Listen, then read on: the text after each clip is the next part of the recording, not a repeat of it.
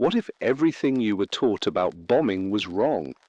What if the rule book said fly high and drop bombs from altitude, but the only way to actually hit anything was to fly so low you could see the faces of enemy sailors? One pilot figured this out, broke every rule in the book, and sank more ships in 3 days than most squadrons did in months.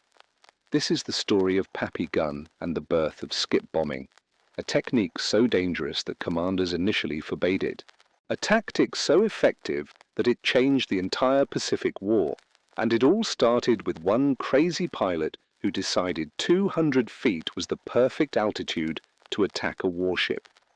It's 1942. The Pacific War is going badly for America.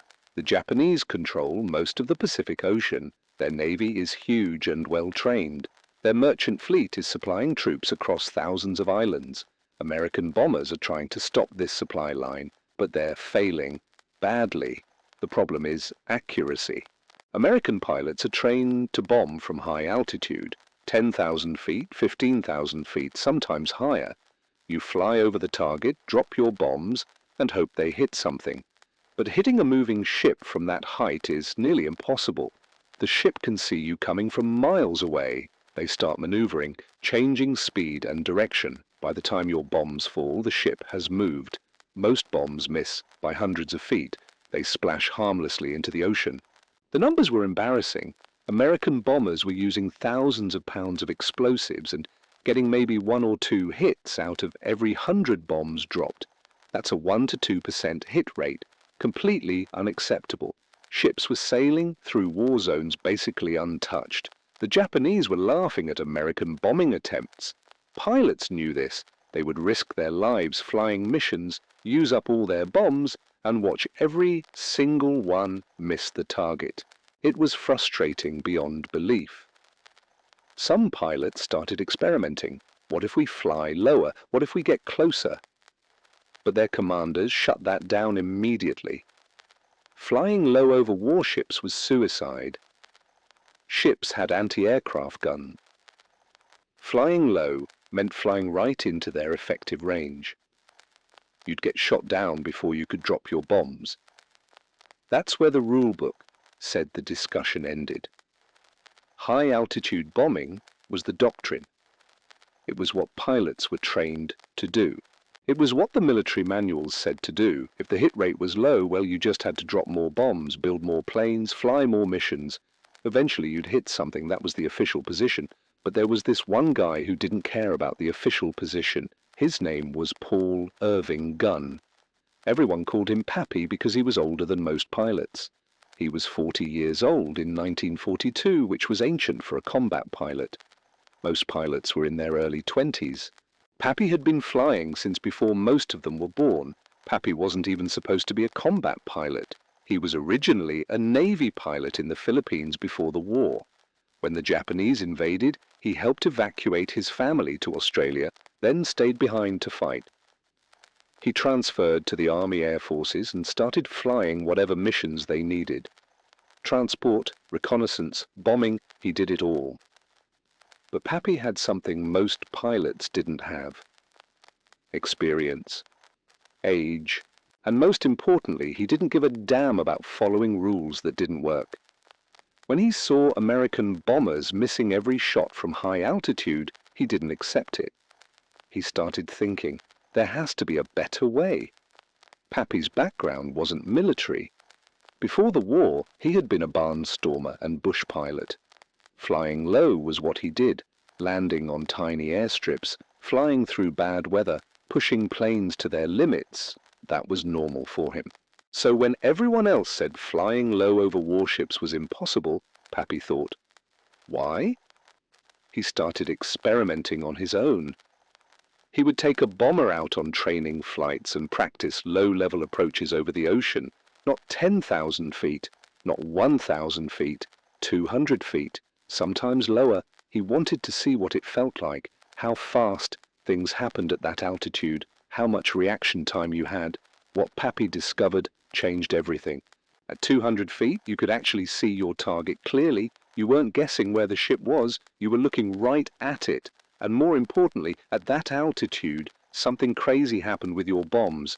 If you dropped them right, they would skip across the water like a stone. Skip bombing, that's what it came to be called. You fly in low and fast, maybe 200 feet above the water. You line up on the target ship.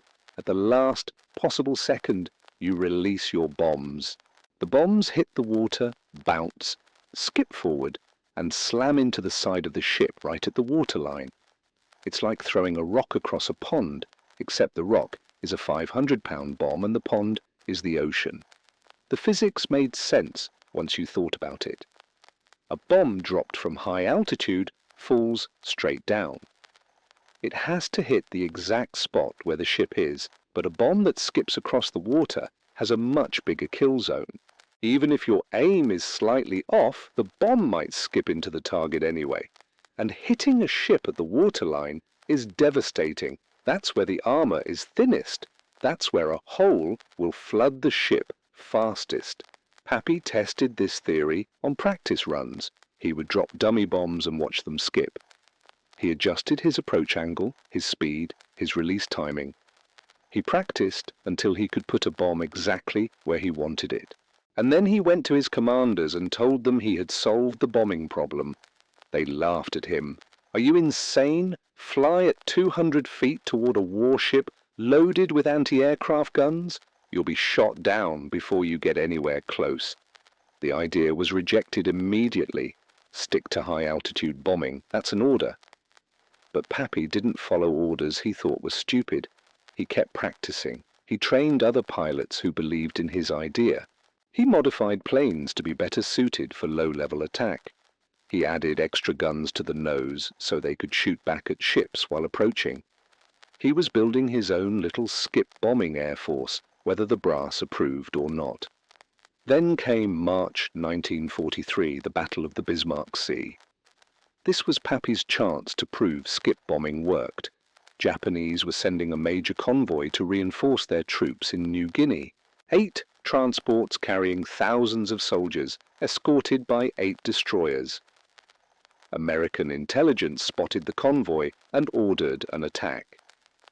The initial attacks were standard high-altitude bombing. Planes flew over at 15,000 feet and dropped their bombs. A few hits, a few misses, nothing decisive. The convoy kept moving. Then Pappy and his squadron got their turn. Pappy led a group of modified B-25 Mitchell bombers. These weren't normal bombers anymore. Pappy had stripped out unnecessary equipment to make them lighter and faster. He had added extra machine guns in the nose, 8 50-caliber machine guns all firing forward. These planes were now attack aircraft designed specifically for skip bombing. They came in at masthead height, 200 feet above the water, full throttle. The Japanese ships saw them coming and opened fire. Tracers filled the air. Anti-aircraft shells exploded all around. It looked like flying through hell. But Pappy's planes didn't flinch. They kept coming straight at the ships. As they approached, those 8 machine guns in the nose opened up. Thousands of rounds per minute raking the ship's decks. Japanese gunners couldn't stay at their posts. They were being shredded by machine gun fire. The anti-aircraft fire became less accurate, less coordinated, and then Pappy's planes started dropping bombs. The bombs hit the water, skipped once, twice, and slammed into the sides of ships. Explosions ripped through hulls at the waterline. Ships started listing immediately. Some bombs skipped over the first ship and hit the second ship behind it. 1 bomb, 2 targets. It was devastatingly effective. Pappy's squadron tore through the convoy.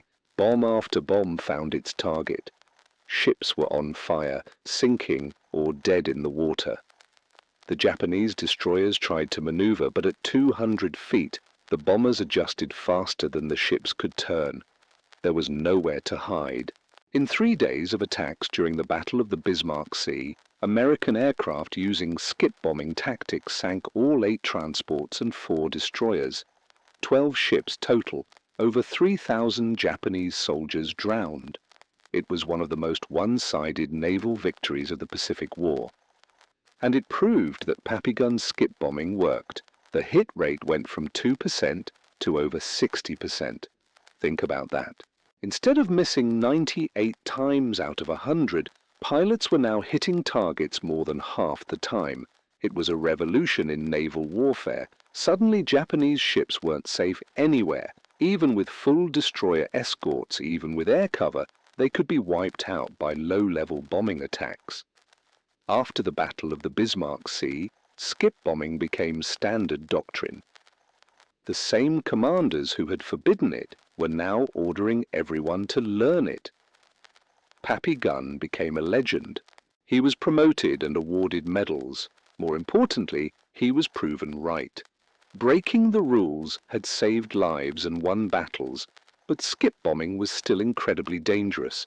You're flying straight at a warship at 200 feet. You're well within range of every weapon on that ship. Machine guns, anti-aircraft cannons, even rifles, they can all hit you. If the ship has escort vessels, they're shooting at you too.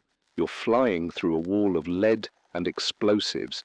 Pilots who flew skip bombing missions had some of the highest casualty rates in the Air Force. Getting shot down was a constant risk. Engine damage from anti-aircraft fire was common. Even if you survived the attack run, you might not make it back to base. A lot of planes crashed into the ocean trying to limp home with damaged engines. Pappy himself had multiple close calls. He was shot down twice and survived. He crash-landed damaged planes more times than anyone could count. His planes came back riddled with bullet holes, but he kept flying. He kept training new pilots in skip bombing. He kept pushing the limits of what was possible. The modifications Pappy made to his planes became standard. The B-25 Strafer, with 8 forward-firing machine guns, became one of the most feared weapons in the Pacific. Japanese sailors called them hell machines. The sight of a formation of B-25s coming in at masthead height meant you were probably about to die. Skip bombing wasn't just used against ships. Pappy and his pilots started using it against land targets too. Japanese bases, supply depots, airfields, anything you wanted to hit accurately could be skip bombed. The technique was that versatile. The Japanese tried to adapt. They increased anti-aircraft defenses on ships. They trained gunners specifically to target low-flying aircraft. They positioned ships in formations that maximized overlapping defensive fire. None of it worked. The skip bombers were too fast, too accurate, too devastating. Part of what made skip bombing so effective was the psychology. Imagine you're a Japanese sailor on a transport ship. You see American bombers way up high. You're nervous, but you know they probably won't hit you. Most of their bombs miss. But now imagine you see B-25s coming straight at you at 200 feet, machine guns blazing, and you know from experience that their bombs almost always hit. That's terrifying. That's the kind of fear that breaks morale. Japanese convoys started refusing to sail during daylight. They would only move at night when American bombers couldn't see them as well. But night operations were slower and more complicated. It disrupted their entire logistics system, all because of one pilot's innovation. Pappy continued flying combat missions throughout 1943 and 1944. He trained hundreds of pilots in skip bombing techniques. He kept modifying planes, testing new ideas, pushing for better tactics. He wasn't content with just inventing skip bombing. He wanted to perfect it. One of his innovations was adding rockets to the B-25s, 5-inch rockets mounted under the wings. Now his planes could fire rockets, machine guns, and drop skip bombs all in one attack run. The amount of firepower was insane. A single B-25 Strafer could put out more ordnance in one pass than an entire squadron of high-altitude bombers. The Japanese called Pappy Gunn the most dangerous man in the Pacific. There were reports that they specifically targeted him, trying to shoot down the plane he was flying. Whether that's true or not, it shows how much respect and fear the Japanese had for what he had accomplished. By mid-1944, skip bombing had become so effective that Japanese shipping in many areas basically stopped. They couldn't move supplies safely. Troops on isolated islands were starving because transport ships couldn't get through, The entire Japanese war effort in the Southwest Pacific was collapsing, partly because they couldn't counter skip bombing. Pappy didn't just bomb ships. He flew search and rescue missions. He flew reconnaissance. He flew supply drops to troops behind enemy lines. He did whatever needed to be done. But skip bombing was his legacy. That was the thing he created that changed the war. The numbers tell the story. Before skip bombing, 2% hit rate, minimal ship losses. After skip bombing, 60% hit rate, massive ship losses. In the Southwest Pacific Theater from 1943 to 1945, skip bombing attacks sank or damaged hundreds of Japanese ships. The technique Pappy invented accounted for more enemy vessel destruction than almost any other tactic. Other theaters started adopting skip bombing too. In Europe, Allied pilots used similar techniques against German ships and U-boats. In the Atlantic, anti-submarine aircraft experimented with low-level attacks. Pappy's innovation spread worldwide, but it all started with one guy who looked at a problem, ignored what the manual said, and thought of a better solution. Pappy Gunn wasn't a by-the-book officer. He was a barnstormer who became one of the most effective combat pilots of World War II by breaking every rule that didn't make sense. The personal cost to Pappy was high. His son, who was also a pilot, was killed in action in 1942. His family was evacuated from the Philippines during the invasion and spent years separated while he fought. He missed years of their lives, but he kept fighting because he believed in the mission and in his ability to make a difference. After the war, Pappy stayed in the Air Force. He continued working on aircraft modifications and training. He eventually retired as a colonel in 1957. He was awarded the Distinguished Service Cross, the Silver Star, the Legion of Merit, and numerous other decorations. But the award he was probably most proud of was the respect of the pilots he trained. Pappy Gunn died in 1957, just a few months after retiring. He was only 55 years old. A lifetime of pushing planes and his body to their limits had taken a toll. But he left behind a legacy that changed aerial warfare forever. Skip bombing as a specific technique eventually became obsolete. Modern guided missiles and smart bombs can hit targets accurately from high altitude. You don't need to fly at 200 feet anymore. But the principle Pappy demonstrated still matters. Don't accept failure just because that's the way things have always been done. If something isn't working, find a better way. Innovate. Experiment. Break rules that need to be broken. The Battle of the Bismarck Sea, where Pappy proved skip bombing worked, is studied in military academies today as an example of tactical innovation.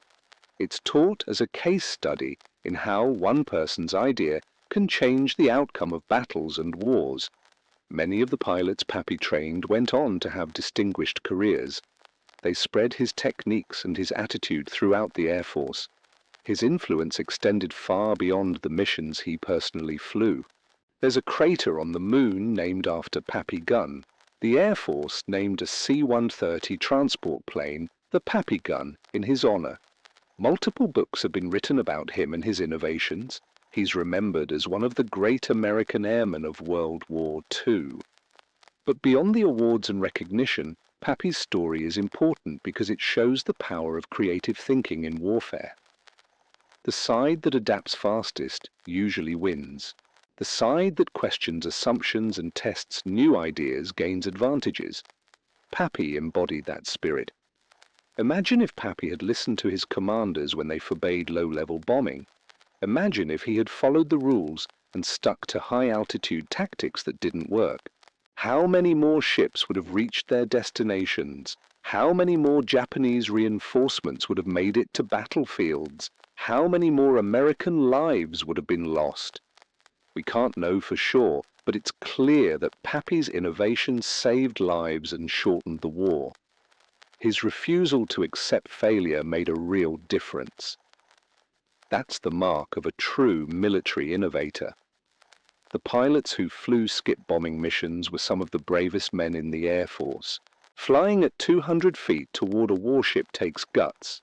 Doing it repeatedly, mission after mission, Knowing that your chances of being shot down are high, that's courage. Pappy flew those missions and convinced others to fly them too. His leadership wasn't just tactical, it was inspirational. The Japanese never developed an effective counter to skip bombing. They tried everything. More guns, better training, different ship formations, smoke screens. Nothing worked.